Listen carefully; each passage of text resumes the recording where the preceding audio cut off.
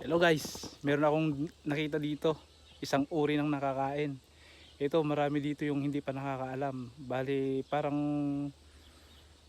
natatakot silang kainin kasi baka nakakalason o nakakamatay.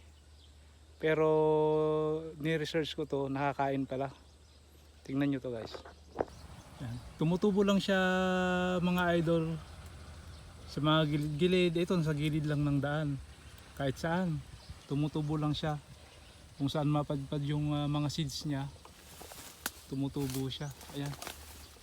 Ayun, umakyat na siya sa may puno ng malunggay. Kuha tayo. Ayan o. Ayan.